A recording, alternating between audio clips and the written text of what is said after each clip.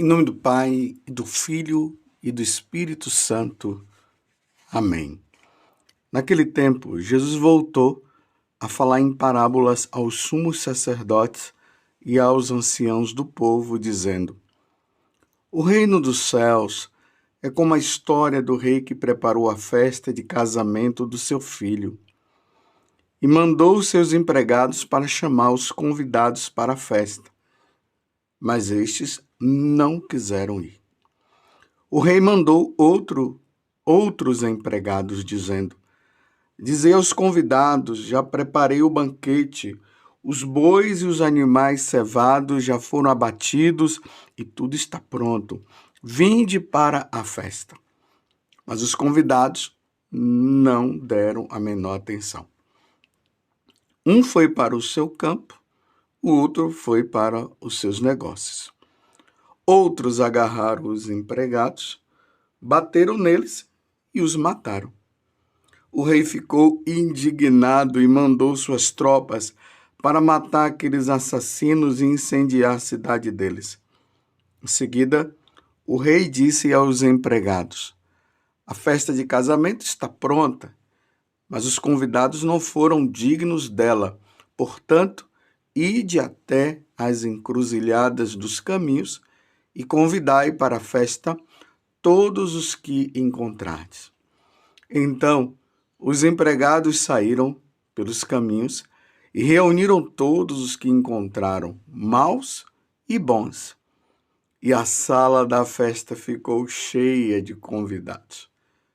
Quando o rei entrou para ver os convidados, observou aí um homem que não estava usando trajes de festa e perguntou-lhe: Amigo, como entrastes aqui sem o traje de festa?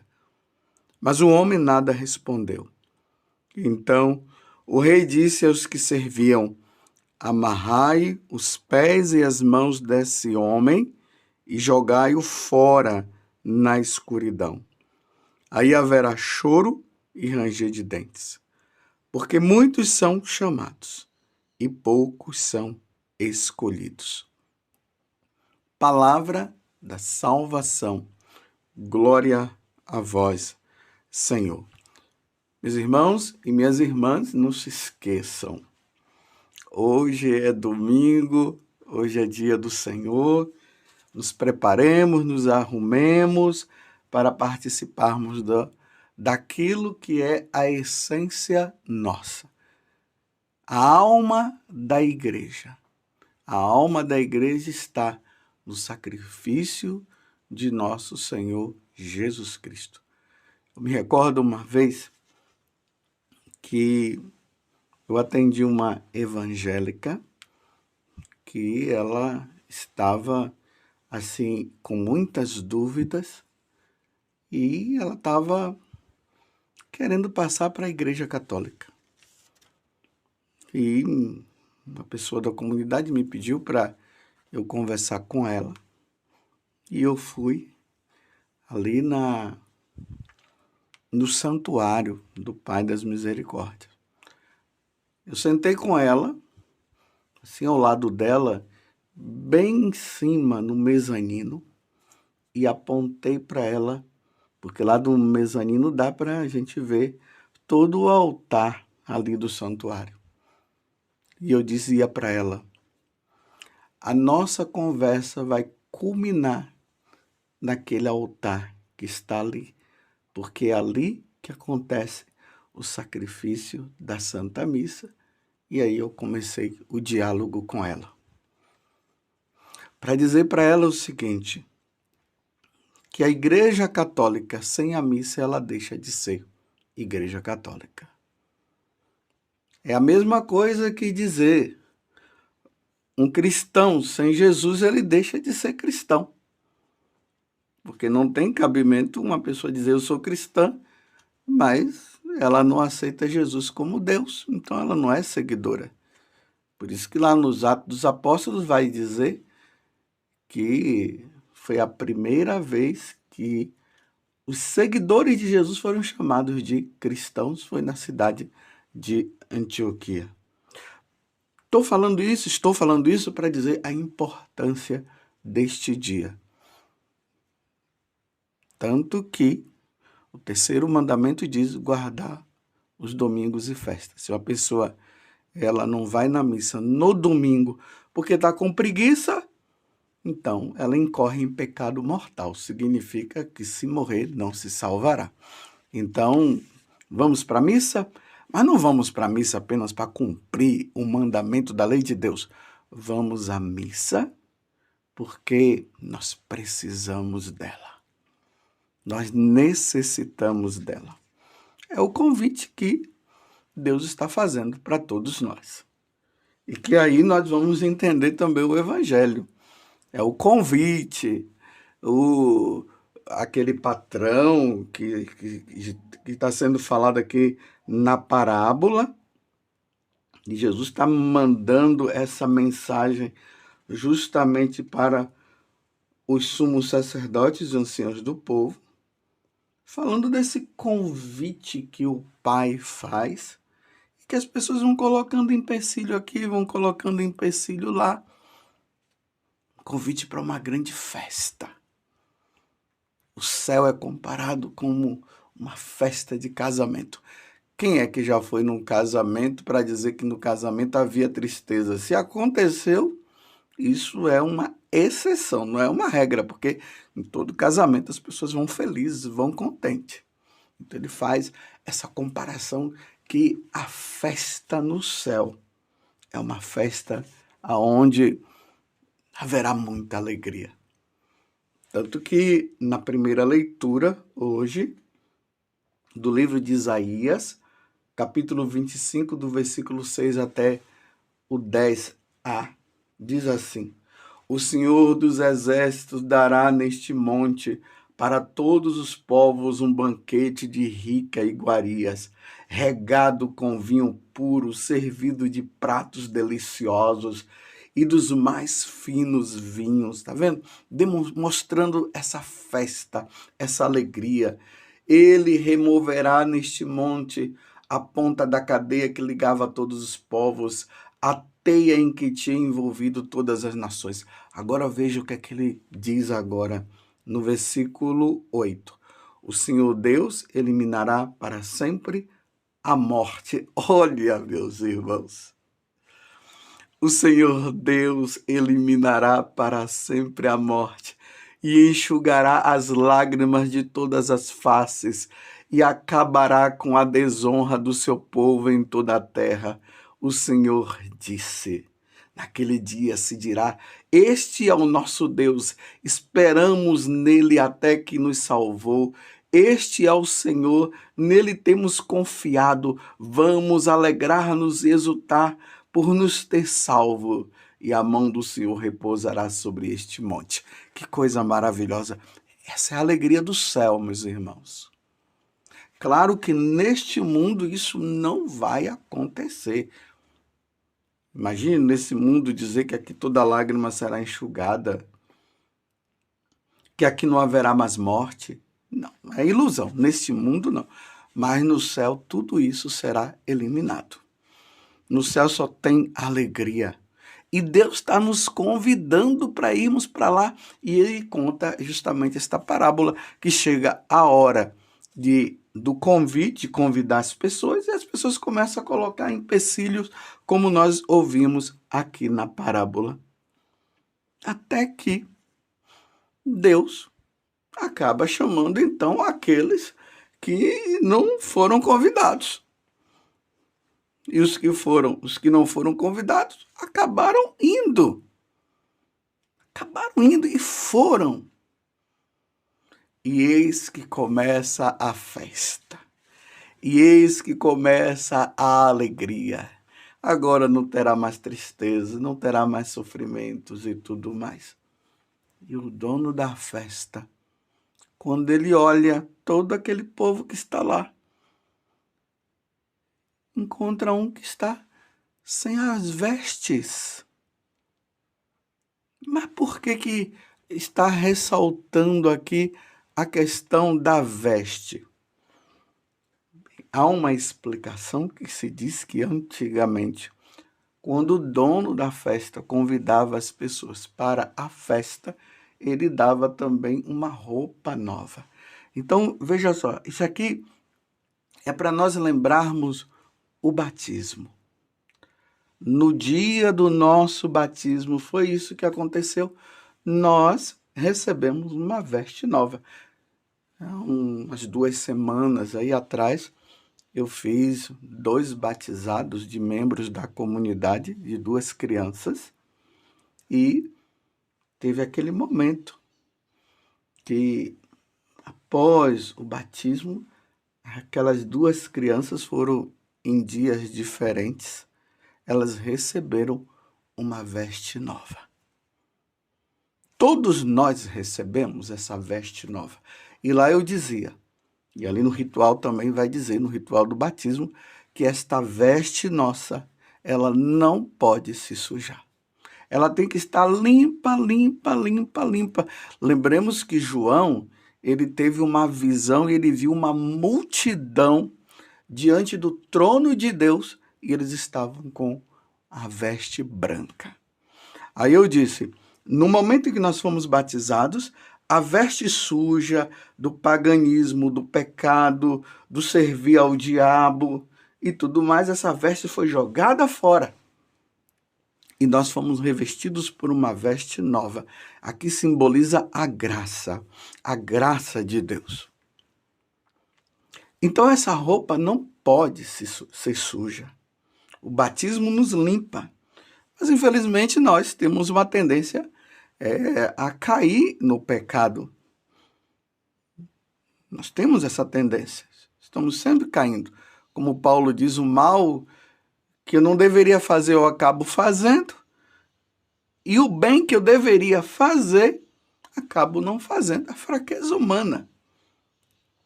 Então, nós nos deparamos com isso. Então, como nós vamos nos limpar agora? Porque o batismo é um só. Aí Jesus instituiu o sacramento da confissão, o sacramento da penitência. Então, para o batizado, a veste fica limpa, depois que é batizado, né? Depois que se torna católico, cristão, a veste suja vai ficar limpa com o sacramento da penitência ou da confissão. O pagão é com o batismo que ele vai receber essa veste nova. Então, para entender, lá no céu, ninguém entra com a veste suja. Agora dá para nós entendermos a parábola. Estava lá a festa acontecendo e tinha um que estava com a veste suja. Mas o dono da festa, que é Deus, olha e ele faz a seguinte pergunta: amigo, como entrastes aqui sem o traje da festa, de festa? Mas o homem nada respondeu. Vocês estão vendo? Meus irmãos, quem é que vai responder? Quem vai inventar desculpa diante de Deus? Olha, até agora nós podemos até pedir desculpa. Enquanto nós estivermos neste corpo, nós podemos pedir desculpa. É por isso que nós pedimos perdão, na verdade. E Deus nos perdoa.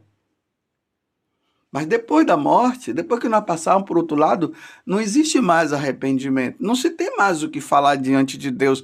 Ninguém vai argumentar diante do justo juiz. Entenda isso. Ninguém vai argumentar diante do justo juiz. Vai ficar calado como esse homem ficou calado. Por isso que nós precisamos deixar as nossas vestes limpas agora. Ninguém pode morrer com veste suja. Ninguém pode morrer com a veste do pecado mortal. Nós não podemos de maneira nenhuma. Então, diante do argumento, amigo, como entraste aqui sem o traje de festa? Você vê que Deus ainda trata como amigo, né? Mas o homem nada respondeu. Então o rei disse aos que serviam: amarrai os pés e as mãos desse homem e jogai-o fora na escuridão. Você quer que isso passe por você? É claro, Deus que me livre. Eu passar desta vida para outra e Deus me chamar e perguntar, pelo fato de eu estar com as vestes sujas, e eu não poder dizer nada. Porque ali eu assumi, errei, pequei, não quis mudar de vida, fui convidado, não quis ser convidado, ou senão eu inventei história, o mundo é melhor. Aí Jesus vai contando as outras parábolas, as desculpas que vão sendo usadas. Ah, mas o Senhor está demorando para chegar, então começou a espancar os outros, e aí começou essa vida de pecado que muitos estão vivendo, e uns estão dizendo aí, não, Jesus não vem não, não vai ter condenação não. Claro que vai ter, meus irmãos. Quem não viver uma vida santa vai ser condenado sim. E aí você viu? Amarrai-os, os pés e as mãos desse homem, jogai-o fora na escuridão, e ali haverá choro e ranger de dentes. Meus irmãos, esse choro e ranger de dentes é a condenação eterna. É a condenação eterna. E eu não posso me calar, eu não posso deixar de dizer isso para você que está me ouvindo agora. Eu não posso cansar de dizer isso para os fiéis. Nós não podemos cair no pecado. É por isso que realmente nós precisamos mudar de vida. Precisamos mudar de vida. Eu preciso mudar de vida como você também precisa mudar de vida. Você está entendendo? Mas se você vive no pecado, você fica na desgraça, em vez de estar na graça de Deus. No adultério, está no adultério, está no roubo, não vai na missa, pratica o mal contra o outro, e vocês querem que eu diga o quê? Que está tudo bem, que tudo está maravilhoso? Olhemos ao nosso redor e nós vamos ver que as coisas não estão boas mesmo. Não existe felicidade neste mundo, meus irmãos. Ou melhor, existe felicidade neste mundo, mas não é a felicidade que Deus quer nos dar. A verdadeira felicidade Deus quer nos dar no céu. Mas se nós estivermos com a roupa suja, olha o que é que Deus está dizendo, joga-o nas trevas, joga-o lá na escuridão, e aí haverá choro e ranger de dente. Haverá choro e ranger de dente para quem não está na graça de Deus, para quem vive no pecado. E não é verdade, meus irmãos, que eu e você realmente precisamos criar vergonha na cara? É ou não é verdade? Eu e você precisamos criar vergonha na cara? Realmente, eu te pergunto, a vida que você está levando é uma vida de santidade? Meus irmãos, tem muita gente que vai na missa, que é até de missa diária, mas está no pecado, está no adultério. Trazendo para nós sacerdotes, eu como sacerdote, estou no meio dos sacerdotes, não sou melhor do que ninguém. E eu também preciso criar vergonha na cara. Tantos sacerdotes levando uma vida errada. Por isso que eu me confesso de 15 em 15 dias. E às vezes eu até tenho dito para você, a coisa está tão feia que eu vou precisar confessar semanalmente. Eu preciso mudar de vida, eu preciso, no dia que o Senhor me chamar, eu preciso chegar lá com a veste limpa, não é com a veste suja, porque nós estamos diante de um Deus que é justo. Essa história, Deus é misericordioso, Deus é amor, é isso mesmo, Deus é misericordioso e Deus é amor. Mas aqueles que não criarem vergonha na cara, se nós não criarmos vergonha na cara, nós não iremos entrar no céu, e essa é a verdade. Você acha que as pessoas que vivem no adultério e não querem mudar de vida, você acha que aquela pessoa que está no roubo, que está na corrupção e vive na mentira, e morre sem arrependimento, irá para o céu? Claro que não vai. É um alerta de nosso Senhor Jesus Cristo. É só nós lermos o Evangelho como deve ser lido e interpretado como a igreja sempre interpretou. Como os santos padres interpretaram. Como Santo Afonso interpretou. Como Santo Agostinho interpretou. Como Paulo interpretou e ensinou. E se hoje nós não alertamos o povo de Deus para sair do pecado, quem vai se salvar? Como é que nós vamos ser santos dessa forma? Dizendo que está tudo bom e está tudo maravilhoso. Eu pergunto, a sua veste, ela está suja? Ou a sua veste está limpa? Padre José Augusto, a sua veste está limpa? Ou a sua veste está suja? Padre José Augusto, se o Senhor te chamar agora, para onde você irá? Você irá para o lugar onde haverá choro e ranger de dentes, que é o inferno? Ou você irá, Padre José Augusto, para o céu? Para onde você irá? Que vida você leva?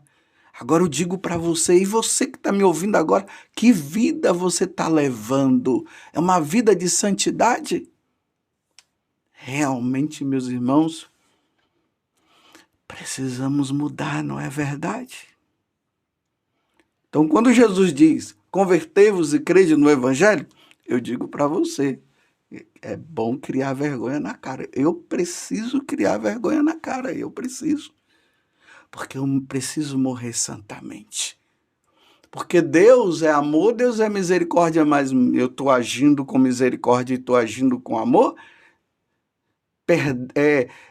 não perdoando o irmão, falando mal do outro, falando mal do irmão, onde Jesus diz que nós não devemos difamar o outro. Então, meus irmãos, vamos criar vergonha na cara, vamos ser santos, porque Deus nos chama à santidade. Ó Virgem Santíssima, não permitais que eu viva e nem morra em pecado mortal. Em pecado mortal eu não hei de morrer, porque a Virgem Santíssima há de me valer. Valei-me, Virgem Santíssima. Louvado seja nosso Senhor Jesus Cristo, para sempre seja louvado, e a sua mãe, Maria Santíssima.